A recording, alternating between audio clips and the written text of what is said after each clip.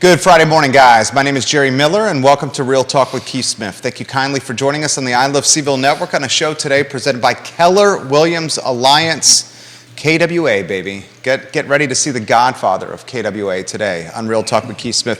Lee Elberson also in the house. The show is dynamic. You, the viewer and listener, can join us in the discussion and shape it by offering comments and perspective. Judah Wickower, props to you, my friend. It's Friday. It's payday. It's beautiful. It's payday. He loves payday. It's my favorite day. Lee Elberson, we'll get him in the mix, the CEO of Clayborne, one of the partners of 8 Hats. Quinton Beckham, when I introduce you, if I had to introduce you professionally, I'd be here for 10 minutes. This is how I'm going to introduce you. You're just a cool guy, an all-around A-plus guy, because the titles professionally are long and plentiful, my friend. It also rules out all the people that help me with that stuff. Like, it makes it sound like it's about me, and it's really more about them. I like his approach. It's a great leadership, man. I know. Just talk about the people that help you. That's why QB's the QB. That's why he's QB. That's why he's QB. All right, gentlemen, this is my favorite part about having you on the show is I get to talk less and I get to adapt to you. So here's what I'm going to do. I'm going to go looks before stylish attire. So I'm going to start with Quinton Beckham. Looks before stylish attire over here, Lee Elberson. I'm giving him a zing over here. Thank you. Quinton Beckham, you get to go anywhere you want on any topic. Outside of my generic affinity for rainbows, I just want to point out that you guys mostly see him in a suit. This is more the real Lee. I would agree with that. I agree with that. Colorful, over the top. You know what I mean by that? Approachable, likable, easy to talk to, incredibly intelligent, but when you're interacting with Lee, you just like, this is just a guy I want to belly up to a bar with. Just a good guy. That's what QB means by that. And when he says belly up to a bar, he means that's probably where you're going to find Lee if you're just out and about. It will be in a bar. I did help manage a bar crawl on Saturday. So put that in perspective, shall we? Or shall we not? Yeah, sure. I helped my good friend and a friend of the show, Scott Williams from Camperville, is starting an effort he's calling Celebrate CVille, which is a variety of different ventures, and one of them was a 90s themed bar crawl. We started at Cardinal Hall, went to Vitae, and then ended at Botanical, and really we were trying to get people together, not really just to drink, but really just to enjoy each other and play some good music. And we did that. We had kids celebrating prom join in with us. We had, I think they were probably a couple in their 60s that followed us for several stops and were dancing, having a good time. And that's really what it was about. People from all walks of life just celebrating the good parts of CVille. We know there's a lot of things we need to work on, but we're trying to celebrate some of the things that make CVille so great. Scott Williams, I love that. I would love to highlight that at any time on this network, my friend. You're a true ambassador of Central Virginia. Quinton and Lee, what has tickled your fancy or what has intrigued you of late? I mean, the first quarter's behind us. We had Justin Ritter on the show on Wednesday. He's a closing attorney for businesses, so he helps like startups and small businesses come to market, lease negotiations, contract negotiations, buyouts, etc. He says some of his clients, best time ever, crushing it. Other clients, they're literally doing like the bankruptcy selling of assets here. So it seems like some are crushing. It seems like others are like, what's going on? Show us yours on that topic. I mean, the term adapt or die, I think, really resonated with a lot of businesses during COVID. And I think maybe we're starting to see that now. I mean, certainly the federal government was trying to help stimulate growth during the pandemic. Some of those efforts were successful. Many of them failed miserably, as we saw from a lot of the PPP funding scandal. But yeah, I think now you've seen this, Jerry. I see more businesses for sale through your network than I've ever seen. And just in talking to businesses, I think the pandemic has really changed how people view, what their worth is as a business owner. And I know that we had to adapt a lot of our policies and how we do business at Clayborne. And, a lot of that was sort of scaling back and thinking, you know what, maybe we don't want to grow nationwide. Maybe we want to just be the best tutoring company in Central Virginia. That seems to be a scale that we're happy with. Outside of that, it's really difficult to hire. We were all, the three of us were talking about that ahead of time, and I think that's a big part of what small businesses are struggling with. QB? I think we started talking about this in the pandemic. We talked a lot about coming out of the pandemic, we'd see a K-shaped recovery.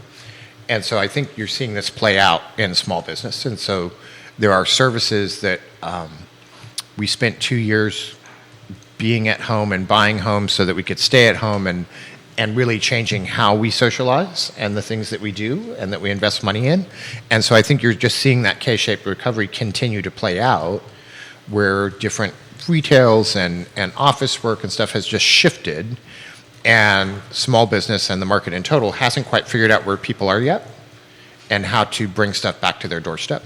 And it used to be we went consistently and constantly out to where the services were, and that has changed in terms of the percentage. I love going out, and if you look at the number of times I'm out in a month now versus before, it hasn't recovered. It's not the same. Some of that is because there's fewer options, or those options are more crowded, which I'm happy for them that they are.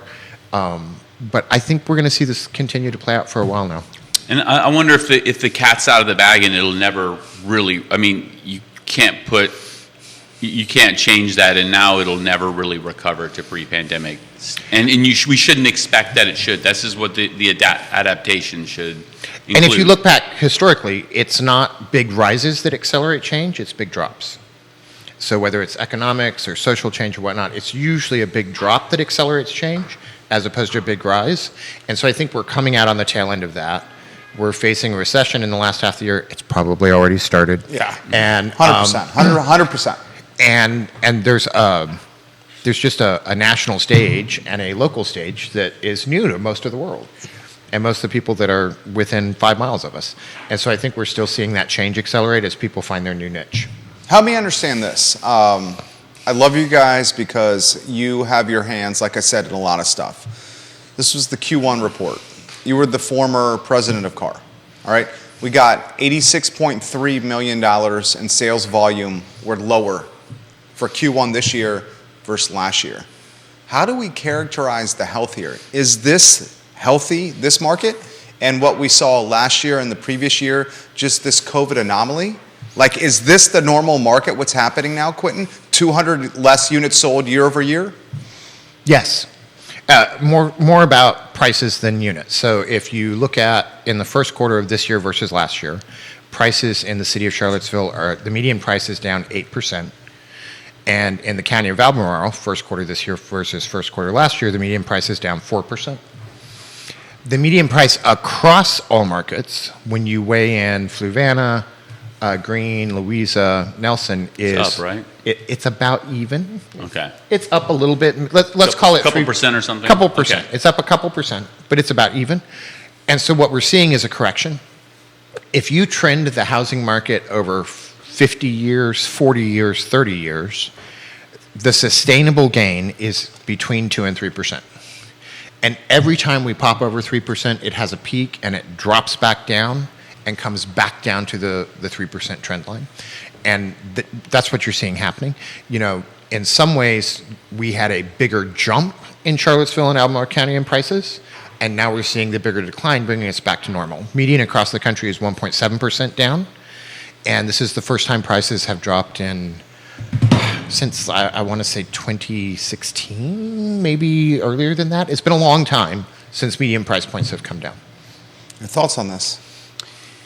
Yeah, I like to always look at things in Charlottesville and try to understand if it's a global trend. And so I was in Louisiana a few weeks ago visiting my mom and my sister, and we were looking at houses for my mom to move into.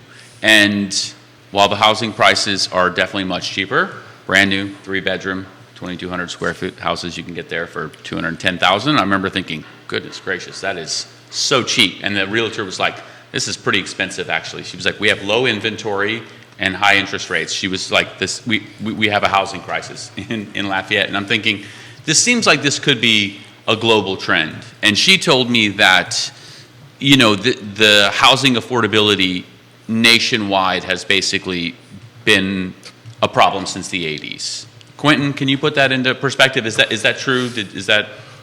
It's been a problem since the 80s, but it really accelerated as we led up to the crash. We've underbuilt homes for a long time, and that margin has done nothing but grow. Real quick question. When you say underbuilt, it just hasn't kept up with population growth, right? We haven't built Right. enough houses for the Right. population growth. Okay. I mean, depending on who you talk to, we're what, 3 to 5 million units nationwide under inventory? Nationwide. Yeah. And we're probably a good 60 to 100,000 in Carr and its surrounding footprint. That's a boatload. You know why that's a boatload? We had 45 days ago, UVA say to us, and I'll get to the comments here. 45 days ago, UVA said to us that the Biotech Institute, the new one, 2,000 to 3,000 new people coming to this area. 6-figure jobs, 24 to 36 months. So we're under inventoried and we have jobs coming. I want you to put in perspective how that could potentially impact classroom, academic performance, drive, achievement, everything in that space and spectrum. Yeah, well, it's, let's see how to paint this in a good light. It's going to change the demographic, because what you're really doing is you're injecting resource-rich students into the classroom, which is going to further exacerbate the achievement gap. Most likely, the types of clients who are going to come in at really high-paying jobs are going to opt to put their students in a new community in an independent school. They're not going to roll the dice in public school. I actually know, I won't disclose the names, I know a couple of individuals who work at independent schools who are now going to opt to put their children into the public schools, either Charlottesville or Albemarle. So I think that as a nationwide average, our public schools are actually doing better than nationwide. Just as a local community, we've seen Albemarle and Charlottesville decline in terms of their performance year over year. And so I think somebody coming new to the community might hear that and think, oh, well, I'm not going to take my chances. So I don't think it'll change it as much as you think. That if they do decide to put their students in the public school, it's going to make it more difficult for under-resourced families to perform in the public school setting. How much of that do you think is a temporary after effect of the pandemic? A lot. He would know the best. But Well, I mean, and that's why I'm asking it with a question mark. I'm just curious, I have no intention of raising any more children, in part because I'm too old. and it's so hard. Oh my gosh. It's so hard. I mean, it's the hardest thing I've ever birth done. rates are down, right? It's the hardest thing I've ever done by far. It's not even close. I mean, put launching a business in perspective. This is 1,000x harder. And then do the second one. He's got 2 kids. He knows exactly what. Well, it's the same reason I don't have pets. So because hard. I had 2 daughters. I've done my part for the animal kingdom. Yeah. I'm not going to do any more. Boy, I really hope your daughters aren't watching. His nephew routinely watches when Quinton Beckham's on the show. What's his name? Is it Michael? Michael. Yeah, he routinely watches. The fact that I know that is crazy. Blake Hawthorne, his boy is watching. Is he in Cali right now? Yeah, Blake's in probably in Sacramento. Yeah. He says there's absolutely no inventory. 44% less available inventory nationally due to a multitude of factors. Blake's wife is a realtor, and so he deals with this. We have, from what I can tell, And yet, our inventory has doubled year over year. Quarter to quarter, our inventory has practically doubled here in the local area. from what I can tell, you have 4 LOs watching, loan officers, on the program. Okay, I see 2 home inspectors and 2 appraisers watching. A handful of KWA agents watching the program right now. I pay them. Are we, okay, I'm choosing my words carefully here. Okay? Actually. Because we're all in the supply chain. I'm certainly on the supply chain we call real estate. Okay? Where are we at here? How do you characterize what's happening? Are we fragile right now? Is this fragile? Ask a better question. Is this economic? I don't know what you're asking. Okay, real estate, I would say UVA we know is number 1 from a driver of the economy in Central Virginia, 300,000 person market. UVA is number 1. We know it's about $6 billion from the Weldon Cooper study on the defense sector. Defense sector is 1.2 billion. I would freaking love to know a study of what CAR does, because I think you're right there with the defense sector with the $1.2 billion yearly impact. Here's a stat from CAR. $86 million less in sales volume quarter over quarter, last quarter versus this quarter. I want to characterize or ask you this. How do you characterize the real estate economy here in Central Virginia? Is it fragile? Does it have momentum, tailwinds, or headwinds? How do you look at it? I think it's correcting. There's nothing about, I actually am applauding a lot of our quarter over quarter information. So as low as you might feel the inventory is, it's still improving. As terrible as you might feel the prices are, they're getting better. And one of the big issues with real estate accelerating is that it creates a logjam. The narrower and deeper the river gets, the faster it flows, the more likely it is to drag things along and clog itself up. And that's what we've been experiencing for the last 2 years. And that narrow, deep bandwidth made housing way more inaccessible. As we see things start to broaden out and slow down, you have more opportunity for accessibility, because now people that couldn't sell their home 2 years ago have an opportunity to sell their home because now they have a choice of where to go. And you're going to continue to see the inventory become larger. It's still too low. Like, a change of 1 year is not going to make up for the 20 years we've underbuilt homes. We have more permits for new housing than we've ever seen, and 43% of those permits are for multifamily, townhomes and multifamily housing. You read the report. You did your homework, dude. So this is really, really good. The linchpin in a lot of this still lies with the localities and the municipal governments and how quickly they let that come to fruition and how easy they make it. Here's an interesting, I want you to jump in here. Jamie Turner is on the advisory council at Woodbury Forest. Okay. He's watching now. He's got a comment specifically for you based on something that you said. Quinton, if we have wealth sprinting to Central Virginia to live with affluence and resources, it's a 300,000 person market. We know people with bags of money are coming here. Is that not good for your business? Is that not good for your business? Is that not good for Woodbury Forest? Is that not good for Botanical? You mentioned Botanical. Mm-hmm. Is that not good for Scotty Williams? Is that not good for small businesses that need new customers? Here's what he says, and then I'll get out of your way, because you're ready to go. I can tell. He says, I'm interested in Mr. Elberson's take on the disparities between men and women when it comes to career and educational successes. And he says we're struggling with this at Woodbury, and multiple people are saying the affluence that's coming into this area is creating competition in the classroom that they did not anticipate with their youngster. All right. So first comment is injecting more wealth into an urban setting good for local businesses? Yes. I think as a community, we look at affordable housing and gentrification and making sure that we don't displace some of the workers in the community, and I think it's almost certainly bad for that. It's already bad. As Quinton said, this is a several decade-long problem. There is not a single thing we could do in the course of a year to fix the entire problem. Now, we can start to course correct, I think, and try to make things better, but if it's been happening for 30 years, there's nothing we can do now. So, yeah, I think it's definitely good for my business. If more people are doing tutoring and test prep, that is probably a good measure of how people feel about the economy. Tutoring is a discretionary expense, right? If people are spending on that, they probably either feel good about the economy or they're immune from economic downturns. I guess there's certainly some individuals that would be good for. Inside of the classroom, students with more resources are always going to do better. We talk about this all the time. How do you bridge the achievement gap? How do you make a test that takes resources out of this? I think that's impossible.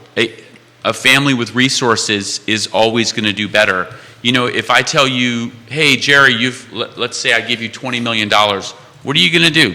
You're going to dump a heavy portion of that into your kids, making sure that they have as many opportunities as possible, right? Well, I don't mind even saying this, and I'll throw it back to you. Our son is a rising kindergartner, and this summer we're fortunate in that once a week for 45 minutes, he's going to work with a third grade teacher who, I'm not going to say who it is, retired from private school teaching and now runs a tutoring business where she's charging $75 an hour to work with kindergartners, first graders, second graders, and third graders. And all she does is do that. Yeah. She's like, I don't want to do teaching anymore. I want to do $75 an hour and work with these kids. He's going to do it once a week.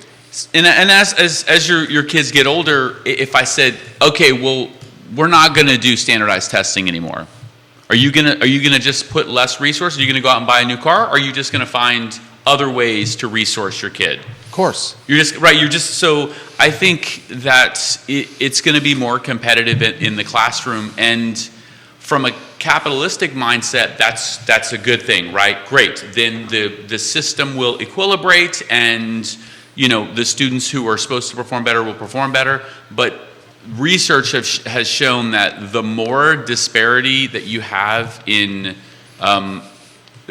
resources in a classroom, the harder it is to make progress, because the teacher is trying to teach to within one standard deviation, and the farther that's spread, the more content and the more difficult it is for them. Because on either end, somebody's either bored or left behind. Yeah.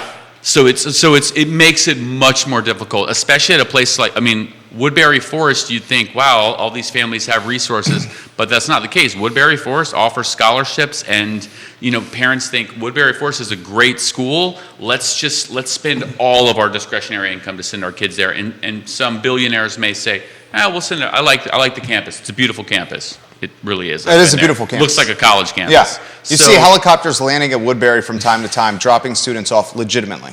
Yeah. Legitimately. So I think that was a long-winded answer to say, yes, it's good for the economy, good for tutoring business, probably not great for classroom settings, either public school or independent. So I'm going to push back on your economy sentence a little bit. Okay. Because I think as you talk about disparity in resources, disparity in economic stuff also has a problem. So Amazon just opened a fulfillment center over the mountain. Yeah. Fishersville, I believe. Fishersville. Yeah. 200 jobs to start, leading up to 5. Hershey and Fluvanna still trying to hire people. And we do have these mainstays of economic flow with UVA and government contractors and military and INJIC and that sort of thing. Those only create the potential for growth. They don't necessarily create growth, because no matter how much money you make, I buy expensive cars, but it's still only one car from one dealer in town. I have a house, I buy one mattress, and I buy 2 pillows, and 3 pairs of jeans will do me. If you frequent a lot of establishments, you go to restaurants, you spend a lot of time. I do, but it's still only me. Mm-hmm. It's still only me. And what's true nationally is also true here, in that if you want to have a thriving economy, both local and chains and everybody else, you need a strong middle class. Because what you need is a volume, right? So when we don't have volume, we don't have that equilibrium between growth and consumer, and 63% of our economy, both locally and nationally, is consumerism. So as you start to shift the spectrum, we still have all the people that aren't working making 6-figure incomes. They just now are spending so much money on housing and transportation that they can no longer support small businesses in the local economy. And it makes a huge difference. It makes an enormous difference to the total vibrancy, growth, and thriving of any economy of any size. And so often, that disparity in resources plays out economically in a way that can continue to be self-fulfilling. And we have to have a good spread of economic incomes and resources and retail for all varieties of economy if we're going to continue to maintain a good growth and a good vibrant area. 1,000%. And here's the problem. Both you guys are right. With new people sprinting here, they're cannibalizing the limited inventory that we have in this market, which is then pushing folks that are on the financial margin away from the epicenter of employment. And as they get pushed away from the epicenter of employment, they're determining, is it worth my time to drive to the city to take this $15 an hour job, or do I do something completely different? So a lot of these small businesses that are like, oh my gosh, all these wealthy people are coming here, it's great for my business. The collateral damage of the wealth moving here is they're taking the housing stock away from the people that will work the $15 an hour jobs, which are paramount to the small business owner's success, which is the point Beckham's making here. Yeah. We're losing the middle and lower middle class and upper lower class that are staffing the small businesses. And the folks that I see that are in the most precarious predicament, I'll get out of y'all's way here, are the folks that rely on a lot of people at that entry price point for labor. Interesting. Our unemployment ticked up just a touch. We're still better than any national or state averages. Second, 3% or something, or 4%? I would have to look. I want to say we're at 2.6 here in the car footprint. I can tell you here. Neil Williamson would know too. He's watching the program right now. I want to say we're 2.6. It is 2.6 exactly. Second biggest loser in jobs. Hospitality and service industry. So pandemic ended, restaurants opened, they brought back staff as best they could. Many staff had moved on, and it got harder and harder to hire. If you're talking to local business owner restaurateurs, one of their continuing ongoing nightmares is they can't put staff in front of clients. Nursing shortage too, right? Not done. And how many of these wealthy people are going to have bad service or no service at a restaurant before they stop going? And if you were to track the gains in this, let's just talk about restaurants in Charlottesville, lots of return to work and gains post-pandemic, way fewer restaurants, and not many prospects for them reopening. 1,000%. In fact, more closing soon. Closing soon. Yeah. Riverside Village just got a waiver from Alma County Board of Supervisors because part of their neighborhood development plan was that they would have 8,000 square feet of commercial and retail, and they can't fill it. They can't fill 8,000 square feet. Mm-hmm. And so they actually got a waiver to reduce the square footage of commercial and retail they have to have so that all that empty space next to Grit Coffee no longer prevents them from continuing their development. What do you think, Lee?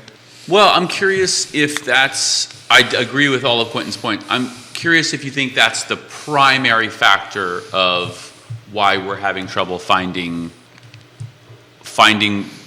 workers for $15 an hour, as you say. I think we can't find labor because we don't have the housing for it that's affordable to offset, to say, here's $15 an hour. $15 an hour is 30 grand. $15 an hour is 30K, right? Yep.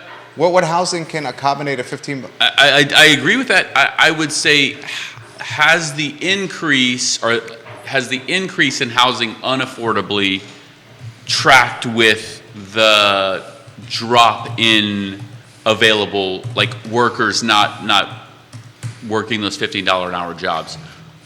I would say that the drop in workers has been more. I don't know what the other effects are, and I guess that's what I'm asking. What are the other? I would tell you it's an economic Krebs cycle. You're familiar with the Krebs cycle. So is it directly there? Thermodynamics. Michael Beckham, hello. We were just talking about you. Is it directly there? No, it's just 2 steps away. So if I am the $15 an hour worker and I can't even find an apartment that's 3 bedrooms for me, my other half, and our 2 kids, I have to move further away. Now, in addition to the rent that's hard for me to make already, I've added a transportation cost. Right. Now we've come to what we call brittle poverty. So not poor, I'm working, I'm paying all my bills, but I'm one bad transmission failure, I'm one car accident, one needing to replace 4 tires away from not being able to make that trip. As we continue to make housing unaffordable where the jobs are, and as we push people out, eventually you have to pay more money to get them in. We're now in what we call the wage price spiral of inflation. And in an economy our size, that's not a supportable continuing thing.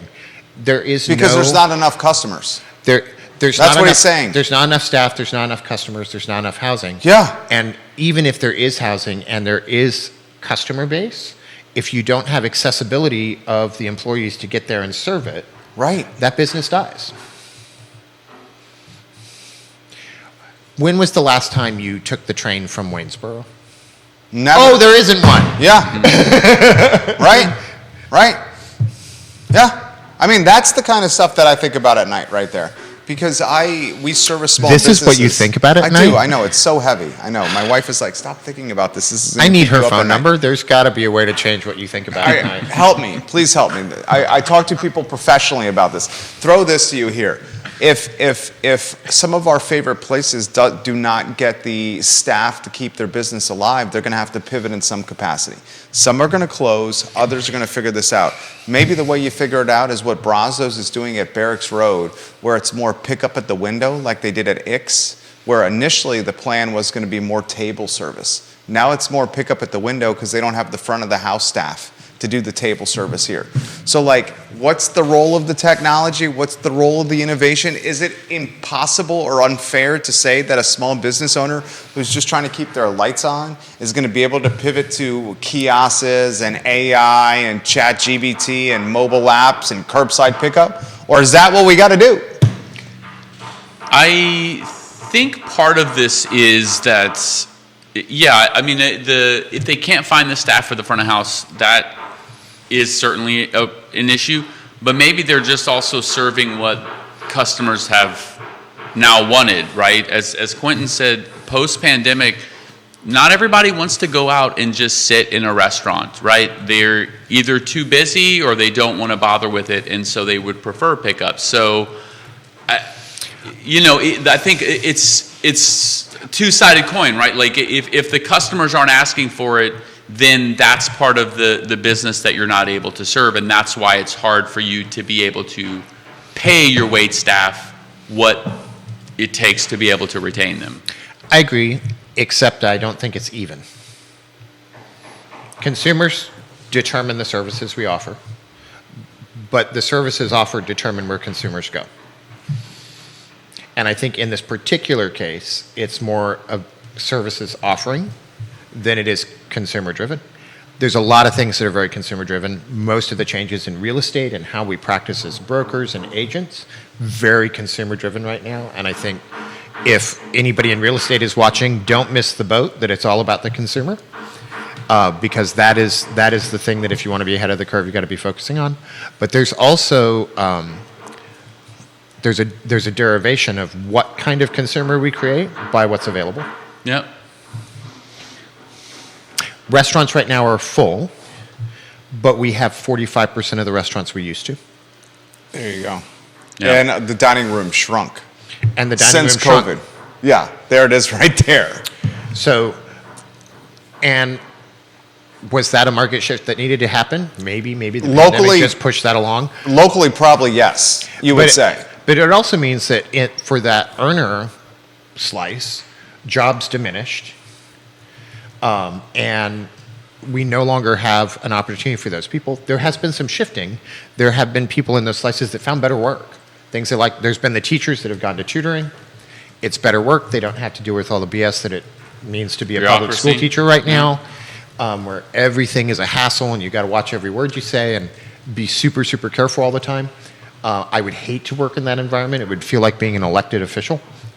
Tough to find even elected officials now. Nobody wants to serve on the school board. That's So there has been some shift, but I would wager that people that you're looking to hire don't have that hard of a life in the job that you're trying to hire them into. I mean, they have to tolerate you, and so we know there's that. But Lee's very likable. But I was about to say, I would ask you to. Your beautiful ask wife someone- says, "Great shirt, Lee." Yeah, she helped me pick it out. Alex. She's Yeah. watching right now. Yeah. Judy Savage Jones says, "I'm watching." She's a retired KW agent. Judy, Kim Cornelia Spitz Miller. Michael Beckham, hello. Michael Sargent, hello, and welcome to the program. Got the weekly newspaper on the program, watching the show here. So, gentlemen, I'll throw this to you here. You feeling pretty good about where we're heading for the back half of the year? We're May 19th, right? We're at the halfway marker. Man. Are you feeling, this is where the bear sometimes comes out. I think he's playing the role of the bull.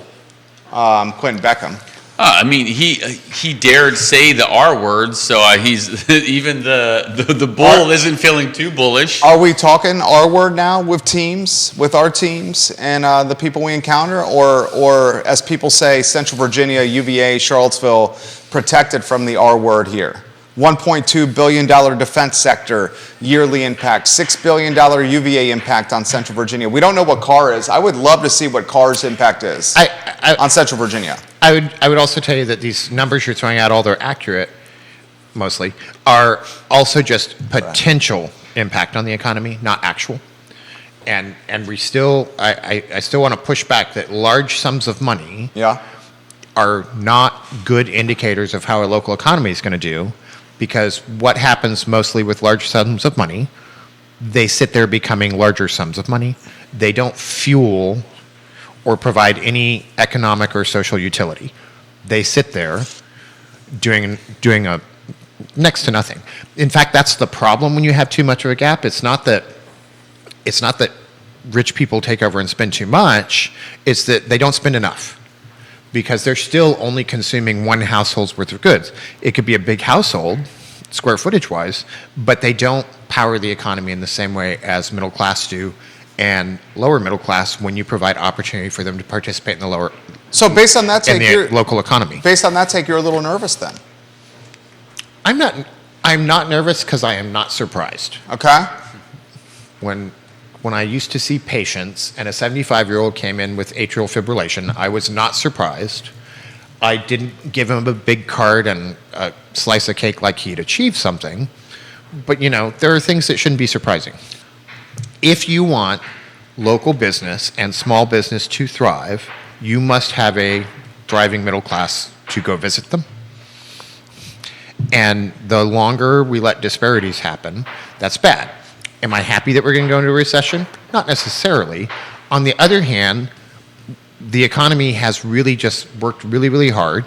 And if you run a marathon, there's a good chance you're in bed the next day, and it's time for us to go to bed.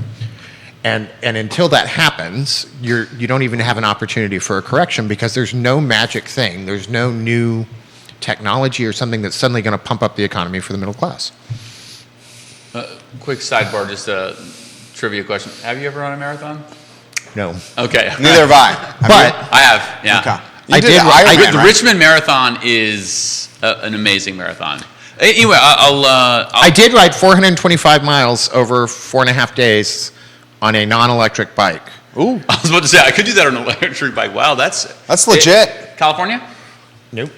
Oh. No, we went from Burlington, Vermont to Portland, Maine. Oh, that's pretty. I was going to say that I am also not nervous, but here is my bull hat. I think the local economy and just the United States in general is pretty resilient, so that's why I'm not nervous about us entering in a recession. I do think that there's going to be some attrition in businesses. There's not anything we can do about that. Of all the entrepreneurs, hundreds of entrepreneurs I've met in Charlottesville, they are very resilient, and pivot is the name of the game for small businesses. I think larger businesses have a much more difficult time pivoting, and long-standing businesses like Clayborne, we've been doing the same thing for over a decade. It's much harder to turn that ship because you have these ideas of what the business should be, and you're less likely to pivot. So I think it's a lot harder now to start a business in 2023 than it was before COVID. I think if you're launching a business in 2023, you have a much more difficult environment locally in Central Virginia than you did in 2019. I would say that's, I would push back on that and say that if you're jumping off and starting a business as your sole source of income, then that's true of many. Which is what a business is. If not, then that would be a side hustle. But you can start a business as a side hustle. Right. I think if I was a single man starting a business, I was like, cool, I'm just going to start this, and this is going to be my whole source of income. That's what I did. You know what? I'll eat ramen noodles for a month, and I'll do that. That's fine. Yeah. If you're starting a business in your 30s and you already have kids, it makes a lot more sense to start as a side hustle. A lot of businesses that start say, hey, I have a pretty stable job at UVA, and I'm going to start this as a side hustle, and I'm going to determine a point at which this can be my full hustle, if ever. Maybe this will always be a side hustle, and I think with that respect, then it's not as difficult as you're painting it. But if you're saying that, you're framing it and saying you have to start a business and that's going to be your sole source of income, then what you're saying might be true. For Quinton Beckham specifically, this question's come on the feed from Michelle. Jerry asked the question you asked the other panelists about rates dropping and what that could do to the real estate ecosystem. So here's how I phrased the question to the other ones. Michelle who? Michelle Clatterback? Is that right, Michelle? Clatterback? She says this, ask the question that I asked about rates dropping, so I will. This is the question I have. Are you ready for this? If rates drop to the 4s and we get more buyers jumping in the mix, how does that impact things locally? Rates aren't going to drop to the 4s. Scotty Moe thinks high 4s by the end of the year. I would tell you 5s. Okay. Although I suppose there's places where they're close enough as to not matter. I would tell you 5s. I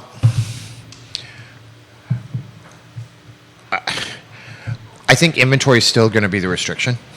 So even when rates were 2, what was the price? And who could qualify for those houses? And so inventory is still going to be the restriction. And until we start creating inventory at a faster pace than we need it, this is a spiral that's slowing down a little bit, but still spiraling, and certainly not going the other direction. So it will be helpful for buyers when those rates go down. But if there's a limited inventory, there's still a limited inventory. I'm happy with all the signs I'm seeing in the quarterly report. I'm happy about prices coming down. I'm happy that our inventory has doubled, even though the raw number is smaller than we would like it to be. These are all things that are good for the housing market and for our local economy in total in terms of housing, because for most of Charlottesville and the surrounding areas, housing is the big cost and is the big issue. And it is an issue that can not just be expensive by itself, but create others when you have to move further and further away from where you work. Speaks back to resourcing. All of these things for slowing down are, I think, going to make it less difficult for most of our population, and it's still not going to fix the primary issue in that we don't have dense enough housing close to works, we don't have enough development land available, and the process from permit to key is too long. Quinton Beckham, guys. This comment comes in, and Michelle, you're right. I do know your son from pickleball. Thank you for leaving that comment. Lee, any take that you want to offer on the banking issues of late? Justin Ritter on the show on Wednesday highlighted how some local banks, the publicly traded ones, how their market cap has really shrunk a lot since First Republic and Silicon Valley Bank had their runs. Maybe we talk financing if you want to go down that road. I really want to pick your brain, though, on AI, ChatGPT, and your take on something in that space, because I know you have something to offer there. Love that. Yeah, I've been on ChatGPT since its inception. Does ChatGPT scare you, or is this, I mean, let's embrace it, let's rock and roll. Do you want to talk, any of those two? Okay. Financing is a little outside of my area of expertise. I would say in the last year, I think the speculation bubble on technology has burst, and I think maybe that's speculating on what small banks can actually do, and the banking sector does when they have finance resources and where they invest it. I think when you scrutinize it and you look at Silicon Valley Bank, and it's like, oh gosh, like why did they do this and why did they do this? I don't know, maybe was it just a number of unfortunate issues that happened to them that weren't practices that the other banks weren't doing anyway. And I think the banking sector is hopefully adapting and thinking about those practices, but it's not surprising that when there is a catastrophe like that the market cap will shrink. It happened with tech last year, I think, when Bank of the James, Virginia National, Blue Ridge Bank, look at their market cap, all has diminished quite a bit since these runs of these big banks. Q, I don't know if you want to touch this at all. I think we forget that banking is an inherently fragile industry. And so a lot of what seemed like secure, safe investments 4 years ago, it's no longer true. And so depending on the length and the amount of investment regional banks have, that's problematic. I think if we do have, yes, we're seeing market cap shrinks, and I don't think that's done yet. I think if you're looking for what's going to be the next problem for a regional bank, it's a lot of the commercial crash. We have a lot of mostly empty buildings that are loans that are held locally by regional banks, and the ability to remortgage those is really, really limited right now in a way that landlords and building owners can manage. Justin said the same thing. That's So- a very good point. So if you're looking for, yes, we need to continue fighting inflation, and the Feds probably are not going to raise the rate again no matter what they say, but they have to keep saying that so that we don't worry too much or spend too much. If you're looking for the next thing that would be dramatic, outside of a new war or a participation in some sort of police action, it would be that regional banking crisis. Lee Elberson? I don't have anything to add to that. I'm already thinking about ChatGPT. I can't wait. Yeah. I see the wheels turning. Yeah. So ChatGPT, I think, is just the most popular of language models. There have been language models around for a decade.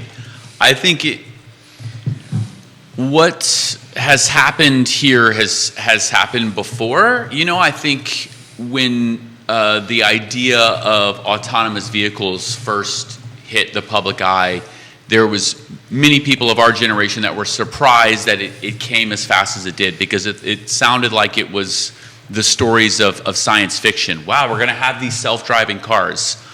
Well, self-driving cars have kind of lost almost all of their market cap. Pretty much everybody but Tesla has removed almost all of their financing in full self-driving. Uber sold off its shares. Cruise has dropped theirs by like 75%. Tesla pulled theirs off the market several times in the last year, and they, I think, are putting it back in like a couple of weeks, they say. But I think when a new technology hits, you hit that cycle where all the investors are in. It's very exciting, and it's scary because it's going to disrupt the market, right? Where are all these Uber drivers going to go? Now with ChatGPT, you have this language model that it essentially can prepare answers to questions of varying degrees of difficulty, right? If I want to come on this show and I say, hey, how do I answer these really complicated questions about real estate? It can give me answers on a very high level.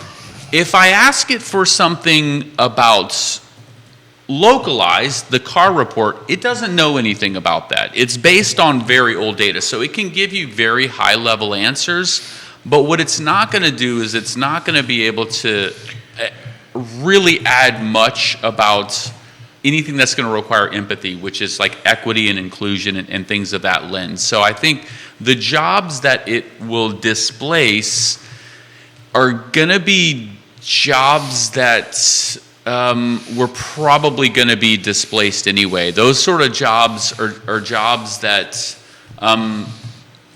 need to be automated. So, for instance, for the tutoring industry, if parents are going to ask us questions about, hey, what's a timeline for testing? What's this? That's stuff that I have to answer all the time that any computer can answer. If they're going to tell me, hey, my student's ADHD and really doesn't like this teacher, what's the best strategy? That's going to require some empathy. And so I think that those sort of, any job that requires empathy is not going to be easily replaced by a language model. Does that make sense? Perfect sense. Why, just out of curiosity, self-driving cars, you brought them up. Why the lack of momentum, you think? Take Cruise to be specific. Much harder problem than they anticipated. I think the initial piece of being able to look at standard situations on a highway and say, we're going 70 miles an hour, look far enough ahead and tell me where I need to turn and stay inside my lane and slow down and be careful for just be careful for the cars around us. Anything in a city or a complicated intersection, imagine an intersection that the lanes change, such as hydraulic, right? You're at that intersection. It's like they move over when you get to Trader Joe's by like almost an entire lane. A car doesn't know that. There's no lines. There's nothing to guide it. Anything that's abnormal, which is a lot of our intersections, it's really difficult to understand all those permutations. And a vehicle has to take liability. When you sign Tesla's their end-user license agreement, if the car gets into an accident when you're under full self-driving, if it's level 4, it's the car is responsible. Now, if they back it off to level 2 or 3, the human is responsible. So if I have to drive anyway, why on earth, would I pay for it? Why would I pay for it, right? And so I think that it was a harder problem to solve, and it didn't completely for Uber, if it's not going to replace the driver, then what is the point? It's making it a little bit easier. Quinton probably knows a lot more about this than I do, and so I would love to hear his take. That's a great take. I was stuck looking up empathy just to get a definition of it. So you lost me after that. I think Quinton has empathy. It's in a jar. I love Quinton. He's the best. He's very empathetic, man. Judah's laughing over here. I think everything you said is correct, and I think part of why it's failing is because it just didn't live up to the professed dream on the side of the consumer. Tesla said we'd have full self-driving cars by 2020. I had a Model S Plaid with all the full self-driving features, signed up for it, signed up for the beta, which I had briefly before my driving score went too low, and they took it away from me because I accelerate too quickly, apparently. Is that true? That's true. Really? Wow. That is absolutely true. And it was downright frightening. And so I think... what? The car driving by itself? Much of it. So on a freeway where it's doing stuff much like Volvo has done for years, where it's just basically keeping you in the lane and not running into the car ahead of you. I think that's pretty standard, and a lot of cars are doing that well right now. City driving and coming up to a stop sign, which was fun to play around with, as a practical matter, I don't know that AI for driving cars is anywhere near a place where it can respond and be good where non-AI cars exist. It's just not going to work unless everybody's on some sort of pattern and software that is uniform, because humans are amazingly ununiform. And much like swinging a bat, we do things in a way that is subconscious as opposed to conscious, and that's impossible to train. I can't tell you how to ride a bike. I mean, I can, but I can't in a meaningful way explain to you how to ride a bike. I need to put you on and give you some colloquialisms and shove you along and then let go when you're not noticing, and your body figures it out. A lot of driving is that sort of reflexive stuff, and so to write it out in code and get a system that responds appropriately is just really, really difficult. And we're not living up to the sci-fi dreams that the consumer wants. Do we see AI? Real quick sidebar there. Interesting you mentioned the riding a bike thing. Actually, I do know somebody that wrote How to Ride a Bike. At University of Maryland, he wrote an entire thesis. It was an 88-page thesis on how to ride a bike, and the complexities of trying to explain something that you have to experience and how you take it for granted. It's like, just take balance. What is balance? Is it left-right balance? Is it this forward balance? And why is it better when I'm moving than when I'm going slow? What's up with that? Yeah, you explain concepts like momentum. So anyway, I think that's interesting. I think a lot of things, I think a lot of life, actually, more so than we're willing to admit. By the time we explain how to do it, that knowledge is no longer transferable. And so, toddlers, need to fall about 10,000 times, and that's how the small part of your brain figures out balance. It was like, this doesn't work, that hurt, I probably shouldn't do that again. And then the next time they come across a different obstacle, they try the next thing, that doesn't work. We're more cataloging failures and learning how to avoid them, which is a great Warren Buffett phrase, by the way. Just, there's no secret to doing well, just avoid failing. And that's a lot of how we learn. And we're in a society that expects zero failures. So we're expecting self-driving cars and healthcare to be perfect. Right. And they're never going to reach that level of productivity. How about AI in real estate? You thought about that? where we'll see it? There's a lot of ChatGPT work going on in real estate that is very, very effective. And I think there are ways that we're already using algorithms to better put things in front of consumers. Supplements your job, right? But, there's this argument going on between a agent-enabled technology versus a technology-enabled agent. And I think a lot of where we're seeing this shift to consumerism is the power of the consumer is that it's no longer about the agent. And I'm sorry, agents, it's not about you. It really is about the consumers. Many of you are amazing, but it's still about the consumers. And that relationship between a technology-enabled agent to meet all of the big circle of things that clients really, really need in a real estate transaction. I love it. Yeah, I think that hits on something important. A lot of the doom scrolling that happens in AI is like your job is going to be replaced, right? Everybody's like, hey, I heard this tutoring platform is all AI. I think we need to think about it as it should be meant to supplement what we do and empower us all to do better instead of it's going to replace your job. Because, yeah. I'm still a fan of Stephen Hawking, like the biggest threat to humanity is AI. The godfather of AI at Google just quit. We talked about this, Judah. He told everybody in America, he's like... I wouldn't say he's the godfather, but yeah, he created, he's worried that... He's one of the forefathers. He's worried that artificial intelligence is... One of the questions that was asked by that AI was, will you consider my feelings when asking me what to do? Right? That's an alarming question. Now, did it actually have sentience, or... is it just something that it knew would invoke a reaction amongst us, right? You program this thing to just say things randomly. Maybe Quinton's car one time avoids an accident that no other human could have avoided, but maybe it doesn't know the difference between somebody walking across an intersection with a phone and somebody walking across an intersection without a phone, right? I think that there's so many different levels to this, and so I think some of the concerns raised by the Google AI programmer were a little bit alarmist. You thought alarmist? Isn't that the trolley lever experiment? You're in a trolley, you've got control of the lever, and how many people are going to die is up to you, but somebody's going to die, and who do you choose? There's many different variations of the trolley experiment. Wait, under what context are we using the trolley experiment for? I don't know. I just went straight to apocalyptic AI. Okay. And how do okay. So and Sarah Forge, feelings, and are they made up feelings or are they real feelings? Well, now that's another question for specifically how you want AI to make decisions, right? So. If you're in the car, does it hold the driver primary no matter what? At what point does it sacrifice the driver to save the children crossing the street? There's four people in a car, and there's somebody going across the street. Either it has to drive the car off of the cliff and kill all four people inside, or it has to kill the pedestrian. What should the AI do?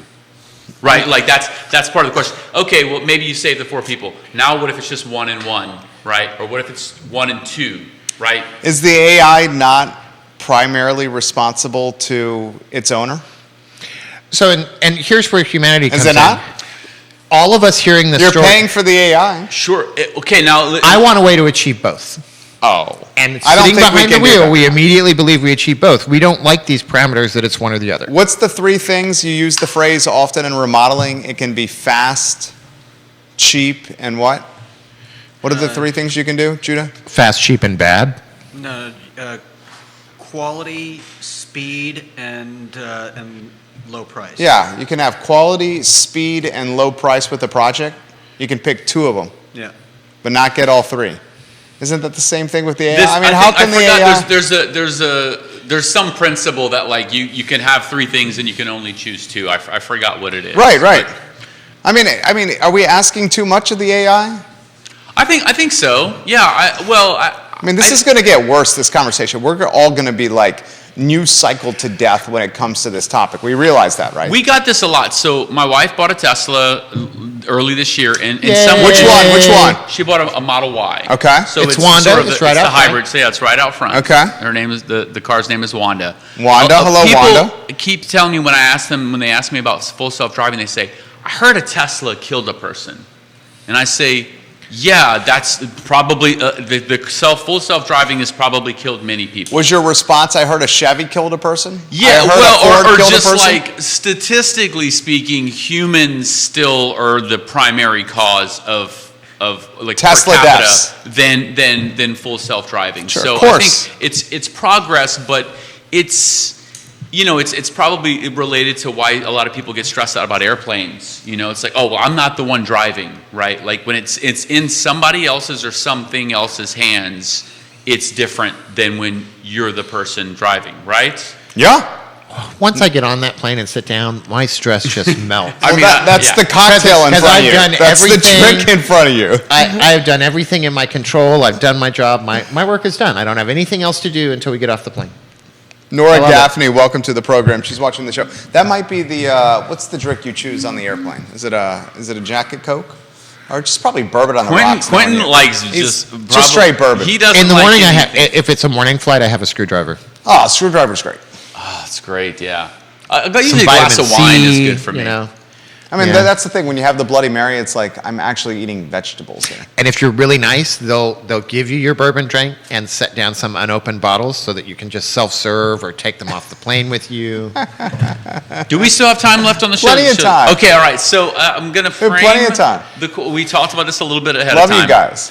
I had a client this week pose a question to me and say, my daughter's very hardworking, but have you noticed that... Oh God. Why are you're already upset about this? I feel like this is a good question. It I like opens this up a lot of question. good- We okay. talked about this in the So pre-production she meeting. she said, does it seem like millennials and centennials and the younger generation has a different work ethic than we do? And I thought that was a good way to phrase it because it's not like they have a Worse or better? Well, I think the implication was it's a worse work ethic. Okay. But she said different. She was very diplomatic about it, and she said her daughter was very hardworking. And I said, yes, I think it's different. I know why. And I propose that there are three primary factors in my mind. This is my opinion. I think number one for the sake of this show is affordable housing. Oh. The American dream has changed a bit. It's not like you will work, you will get a house, you will have a family. Having a family, that much has changed. Divorce rates are higher. I think so. Affordable housing, number one. I think number two, part of working hard 40 or 50 years ago was, hey, you know what? I can go to college. This college degree will earn me more. College degrees are more ubiquitous now than they've ever been, and so it doesn't mean the same. You graduate from college and you're working a $15 an hour job. Plus the debt. So I think those two factors. The third one, you're going to be super shocked that I say this.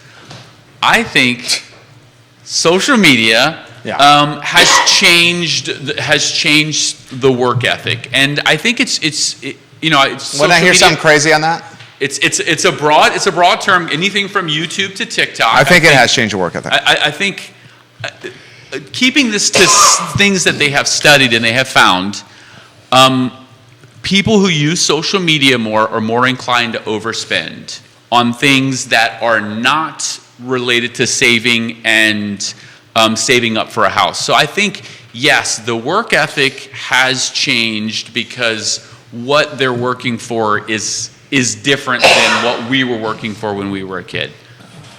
Those are my claims, and I know Quinton is going to refute all of them. So That's not true. Okay. We have like 8 minutes left. I'm not even sure I can get into this with you. You can go anywhere you want. I also do you think agree with any of my points? Let's start there. I agree that things have changed.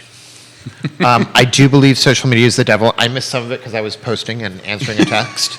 While doing the show. Well I missed While a little doing bit the of what show. you I had to think say. social media is the devil Yeah. while I was using it. Yeah.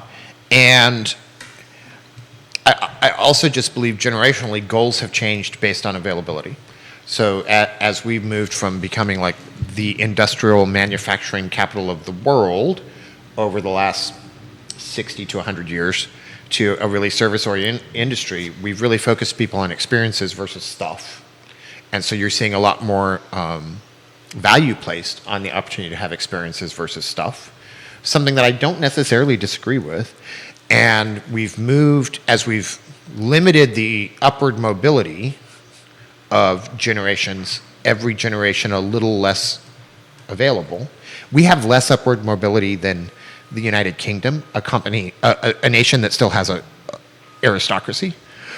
Then you have to find other things to do. You know, you have to have a different goal if you realize that certain doors have just been shut to you that have nothing to do with you.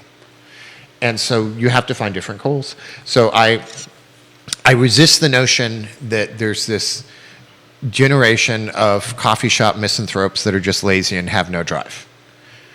There are coffee shop misanthropes that are just lazy and have no drive. They're just not necessarily an entire generation, nor are they limited to that generation.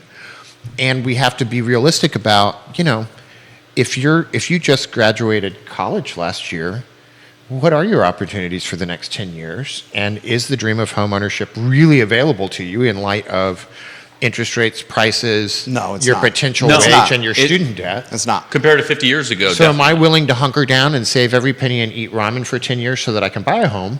Or am I going to take the summer off and go travel? So it's exacerbating the issue. Yes, you could, but It is increasing the proclivity. I'm hesitant to call it an issue. It's just the way the world is right now. And so until there is a change where a door opens, I'm not going to be the old guy. I'm not a boomer, but I'm still kind of old. I'm not going to be the old guy trying to push people through a door that's not open. that's a fair point. I feel like you're right. When you say it's changed and the negative connotation on, their work ethic is not what mine is, yes, that is true. And I'm saying, it's because you're not working hard enough or you're not trying to do the things that I did.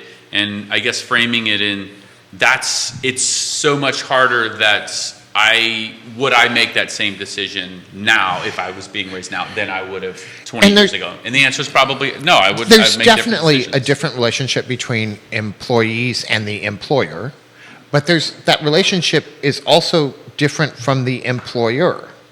We were talking about this before the show started. Who do you know anymore that doesn't work for UVA, that works for one company for 30 years and retires and they take care of them the whole time? Those opportunities are incredibly more limited than they used to be. And you're often at a company. Is that the role of the employer to do now? Does the employer have to do that? I'm not trying to assign blame. Yeah. I'm just identifying that it's assigning blame to a whole generation is wrong when really just the opportunities are different and the way we succeed is different. If there really was the opportunities of the boomer generation, would we have a gig economy? Would side hustle be a thing that everybody's interested in? You know, no. There's a reason these things have changed, and it's not just because of some, timing quirk of what generation you were born into. I mean, I think social media undoubtedly is influencing this generation. Like, let's cut to the chase. If you can sit in your room in the air condition in front of your phone and talk into a microphone for periods of time and make money, of course you're going to want to do that over being like a lifeguard or a busboy or a waiter or working at Abercrombie and Finch at Fashion Square Mall. Everyone wants to be an influencer. But there was at a time, probably the detriment of their mental health. But there was a time though where we said Beavis and Butthead was going to contribute to the fall of older millennials, or The Simpsons, or Mad Libs, or Rolling Stone magazine, or talking on the phone, or instant messenger, or passing notes to kids. And social media is just the newest version of passing notes to your crush in the classroom, or talking on the phone for too long, or spending too much time on AIM, or reading Mad Libs, or Rolling Stone, or watching Beavis and Butthead, or The Simpsons. That's just what social media is. I think you're unfair. I'm going to disagree with that first. That's what social media is. No, I'm going to say that you're not categorizing those things correctly, because when you're passing notes in class, that's something you're actively engaging in. How's that different than a text message or a direct message or sending someone a selfie? Not necessarily a text message, although maybe the dopamine hit you get on a text message might be different. But I think social media and TikTok in particular is different because there's an algorithm now driving your behavior. There was no algorithm except for your own thoughts on engaging when you were passing notes in class. The algorithm was called hormones. How many times in 6th grade did you write a note that was a deep feeling, fly 6 states away, and hand it to a stranger? Never. It's not the same thing. Yes, I understand it has taken the place of a particular That's what behavior. I meant. That's Taking the the place. But it is not. That's not today's behavior. It is not analogous to the behavior that it subsumes. A kid is getting in. This is a great topic. So, like a 14-year-old is getting up in someone's DMs. Now I got to look up and know. You know, as opposed to sending a note saying I have a crush on you. Now I have a crush on you is sending a DM. I have a crush on you. Before it was writing a note or telling your buddy to go tell her that I had a crush on Jessica. Hey, Kevin, will you go tell Jessica I have a crush on her? Now it's getting up in her DMs. I would separate maybe the communication side, text message and direct messages to another individual that you actively engage with, from viewing videos that you didn't actively choose to do that. That's I think what TikTok and Reels and a lot of these things are designed is like, you're not choosing it. There's absolutely no input other than you just keep scrolling, and the programs is trying to get you to stay on. It's incentivizing itself to get you to stay on for just a little bit longer. That's the 100% difference. true. It's addicting in a way that those other things weren't. I think social media is the aspartame of being social. You're going to have to put that in 7th grade vernacular. I mean, like, I know what aspartame is, and I like the use of it. Yeah, I think that's the first time on the show. Brain cancer? it does, as well as some liver issues and other, you don't gain weight because your body can't process it, and so you just build up reservoirs of it till you explode.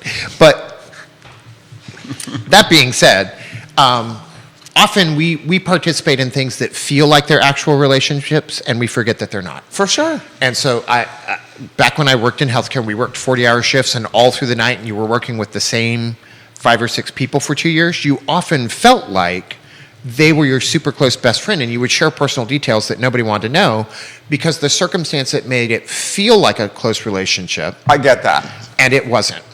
Social media is the same thing. Frequently on social media, Maybe even a step removed even. Unlike passing a note to somebody that you are stuck with for 9 months, social media creates some of the same things, much like dating apps create some of the same things. And yes, people have learned how to navigate both in ways that are successful for them. But as a general rule, the failure rate is much, much higher. You can watch people post innocuous things on Facebook and get destroyed by 1,000 strangers that I'm wondering, why do you care what this person had to say? And then you have other people that live their life on Facebook that I'm like, why are you living your life on Facebook? Right. Go find some friends. Right. And that's probably a generational comment. I don't think that's a generational comment. But I think that's reality. I think there is a social utility to a lot of the media that we use for particular things. Certainly, it exists here. It exists in some of the work that I do. And you're teaching classes at KWA. Who's the agent? The agent that recently led a class for KW agents on social media. Right. She had the Facebook cupcakes that she brought to your She seminar? did, and We're not saying there's no Courtney. value Yeah. for social media. Courtney, that's right. But remember that those values are more limited than actual humans. Yeah. And so social media is a way to connect with people. It's good for marketing. There's even whole businesses in town that just use social media as a marketing thing, right? There's people that run whole businesses Heard around about that, yeah. I've heard about those companies too. Yeah. Most of them get mixed reviews, but I'm willing to give them a shot. And You have to have a very charismatic leader to be successful. Thank you very much, Lee Elberson. I've always enjoyed you. I always feel like when we talk about social media, the social part should be in really, really small type. I agree with as you. opposed to the media part. Yeah. And I think it's really easy to forget, much like night shifts in an operating room, that person I'm talking to online about really sensitive topics is not Lee, where we have history where I can say incredibly stupid and thoughtless things, and I've slowly in very, very small increments, deposited into this account of kindness and grace with him over the years, so that when I do that, I have enough in there to make a big withdrawal and save our relationship. And that is not what has happened on social media. Agreed. When I've got 50,000 followers. You don't know 49,950 of those people, and the 50 that you think you know, you don't really know because you mostly know them online. Well, here's the next thing, and whether we want to admit this or not, this is the early, and Carol Thorpe, you're right. She says social media opens you, exposes you to strangers of the world. Passing a note limits you to people you know in your classroom. Where we're at now in social media is so early stage.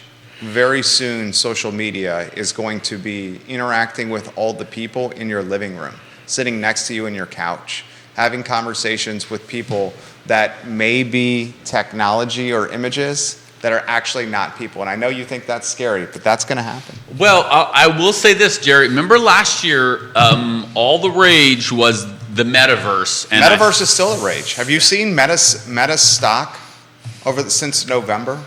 Have you seen their most recent I would say earnings the report? Metaverse, I'm not going to call it a failure, but they've definitely...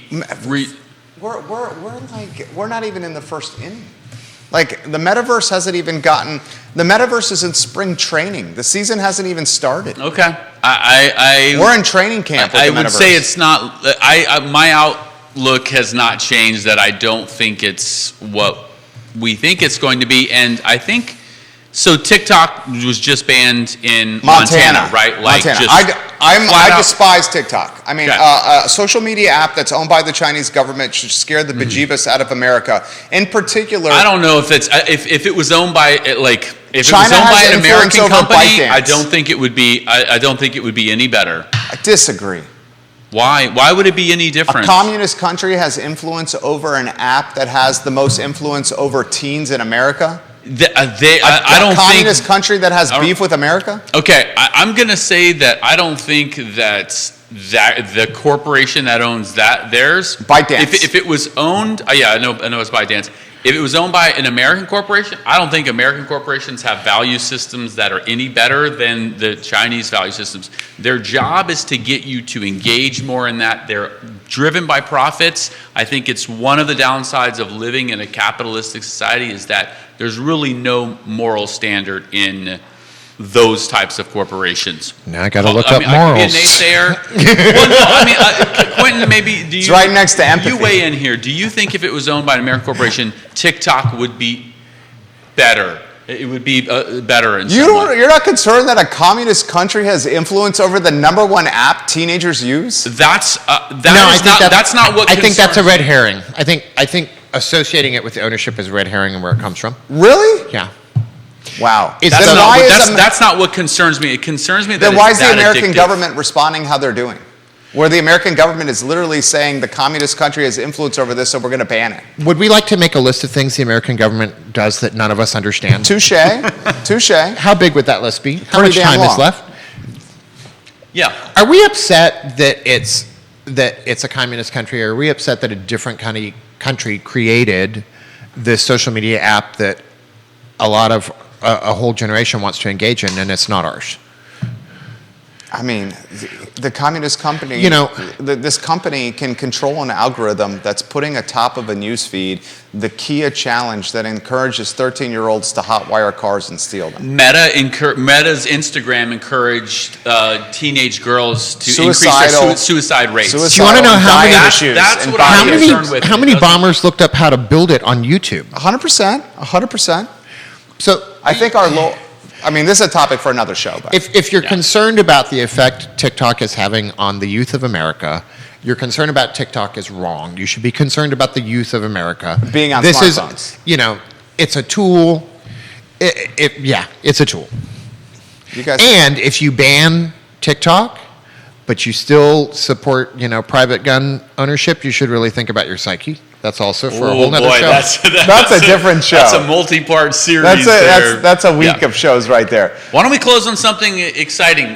Sure, please. I adapt to you guys. Can I close on something that was exciting that we did? Also, the shirt. Yeah. Festival International and Jazz Fest are both Louisiana festivals based on trying to bring in cultures from all over the world. And I would invite anyone, if you're looking for a time to go engage in a very culture-rich time, skip Mardi Gras in Louisiana and go to Festival International. Happens in April in Lafayette every year. My dad was one of the people who helped found it, and it started in 1987, and they bring people from all over the world for music and artwork, and it's just a great place to be. And I will say that while I was there, saw less people on their phones than ever. So which is important to leave. It's very important to me. It's one of my core values. So that's something exciting that happened to me. What about you, Quinton? Dune 2 is coming out soon. Are we going to have a viewing party we need to rent a theater like we did. Okay. I'm very, very excited about that. He did a Alamo, viewing party right? for Dune 1. We did it at Violet Crown, I think. Was it Violet Crown? We should Okay. do it at Alamo. It was Violet Crown. Yeah. Quinton Beckham, Lee Elberson, you guys are awesome. Sincerely Thank you love for you having guys. us. Thank you for joining me. I love doing the show with you guys. Love being on can the you? show. Well, you're on next week, I believe, right? A week from today, yeah. Week from today, Quinton Beckham. So this is the show. We have fun. Quinton Beckham, KWA, Lee Elberson, Clayborne, Judah Wickhauer. My name is Jerry Miller. We talk about anything Charlottesville and Central Virginia related to your... Or anything. anything at all. I know. I love it. The I Love CVille show, guys, in 50 minutes. Thank you kindly for joining us. So long, everyone. That was great. That was awesome. Yeah. You guys, come on. Oh, pollen is killing me.